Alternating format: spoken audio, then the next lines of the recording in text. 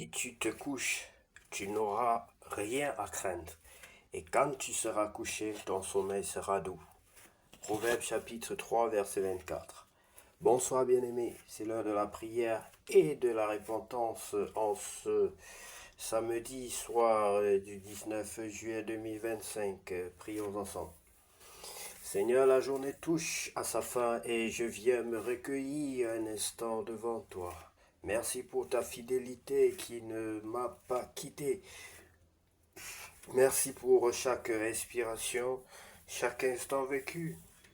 Même si tout n'a pas été parfait, je choisis de te dire merci. Merci pour les victoires, petites ou grandes, et même pour les épreuves, car tu y étais présent.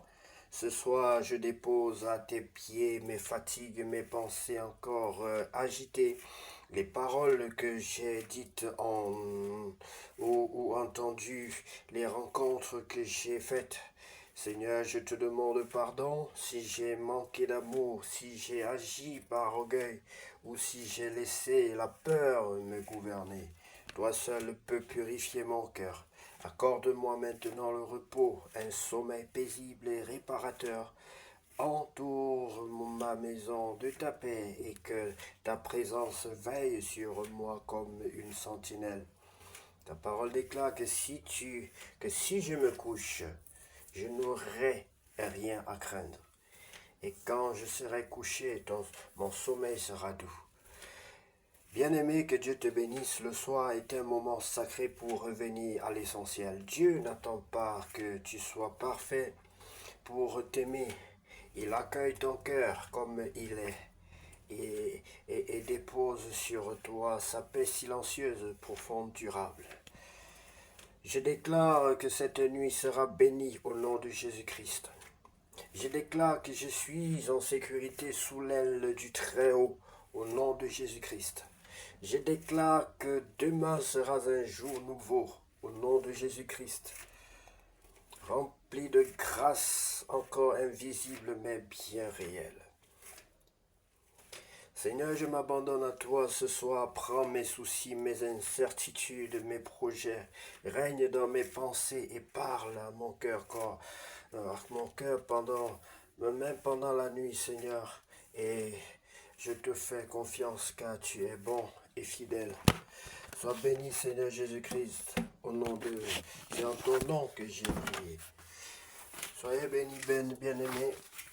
Nous allons prier aussi pour ceux qui n'ont pas encore reçu le Seigneur Jésus-Christ dans leur vie comme leur sauveur personnel et leur Seigneur. Oui, bien-aimé, si tu sais que tu n'as pas encore reçu le Seigneur Jésus-Christ dans ton cœur comme ton sauveur personnel et ton Seigneur, je vais t'inviter à prendre la position qui honore ton Dieu et à prier avec moi. Je vais t'orienter dans la prière. Tu vas répéter cette prière après moi. Seigneur Jésus-Christ, je reconnais que je suis un pécheur. Seigneur Jésus-Christ, je reconnais que je suis un pécheur et je te demande pardon pour mes péchés. Je te demande pardon pour le vol, pour le mensonge, pour tout ce que j'ai fait du mal à mon prochain, pour tout ce que j'ai dit et ou que j'ai fait en mal, Seigneur, pardonne-moi. Lave-moi par le sang de l'agneau, purifie-moi. Donne-moi une nouvelle vie, Seigneur, je veux naître de nouveau. Donne-moi une nouvelle vie, Seigneur, je veux naître de nouveau. Baptise-moi et remplis-moi de ton Esprit Saint. Baptise-moi et remplis-moi de ton Esprit Saint. Père Saint, je t'en supplie, au nom de Jésus-Christ de Nazareth, j'ai ainsi prié. Amen. Bien-aimé, sois béni si tu t'es confessé d'un cœur sincère. Sache que le Seigneur t'a écouté et que désormais ton nom est écrit dans le livre de vie. Bien-aimé, pour grandir dans la foi, je t'exhorte de demeurer dans la parole de Dieu. On ne peut connaître Dieu autrement que par sa parole. Nous allons lire la parole de Dieu dans le livre de 2 Rois, chapitre 7.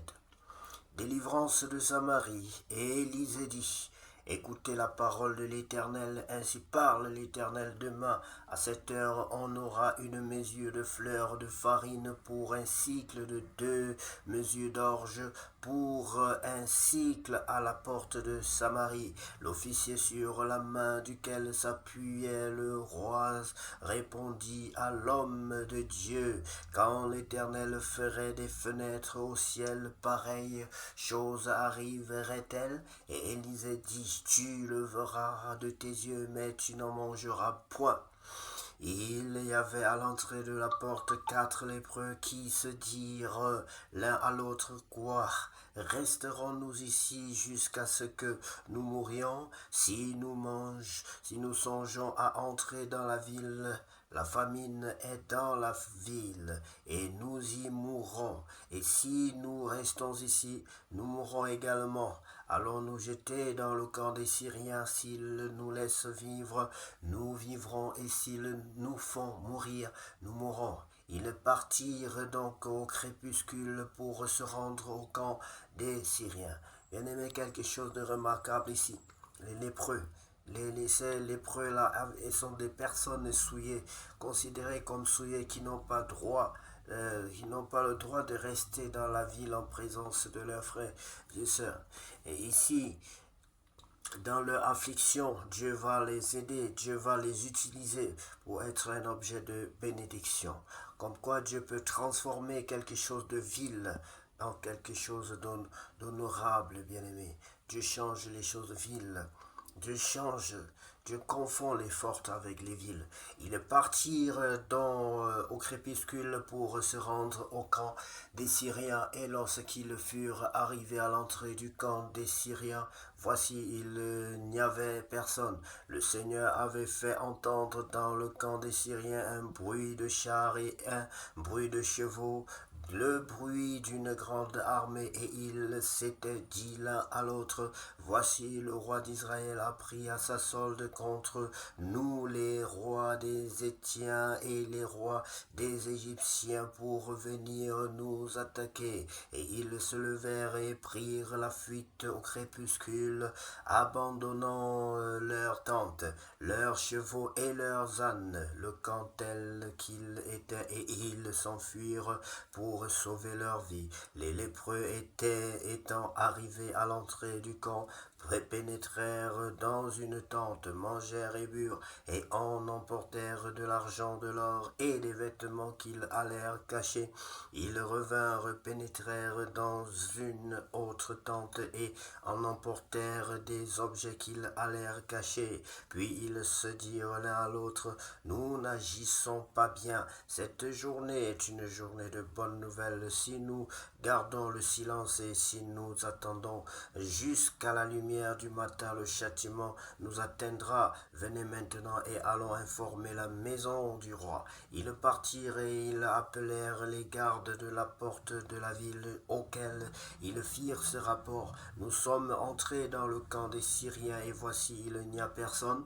On n'y entend aucune voix d'homme. Il n'y a que des chevaux attachés et des ânes attachés, et les tentes comme elles étaient. Les gardes de la porte crièrent, et ils transmirent ce rapport à l'intérieur de la maison du roi. Le roi se leva de nuit, et il dit à ses serviteurs, je vais vous communiquer ce que nous font les Syriens, comme ils savent que nous sommes affamés. Ils ont quitté le camp pour se cacher dans les champs, et ils se sont dit, quand ils sortiront de la ville, nous les saisirons vivants et nous entrerons dans la ville.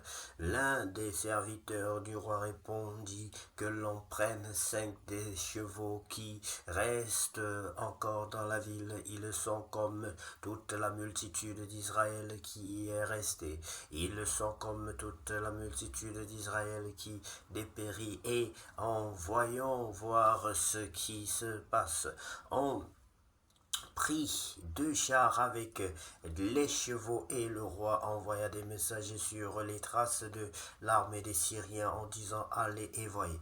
Ils allèrent après eux jusqu'au Jourdain et voici toute la route était pleine de vêtements et d'objets que les Syriens avaient jetés dans leur précipitation. Les messagers revinrent et le rapportèrent au roi. Le peuple sortit et pilla le camp des Syriens et l'on use une mesure de fleurs de farine pour un cycle et 2 mesures d'orge pour un cycle, ce que le prophète avait bien dit précédemment, bien-aimé. Selon la parole de l'Éternel, le roi avait remis la garde de la porte à l'officier sur la main duquel il s'appuyait. Mais cet officier fut écrasé à la porte par le peuple et il mourut, selon la parole qu'avait prononcée l'homme de Dieu quand le roi était descendu vers lui.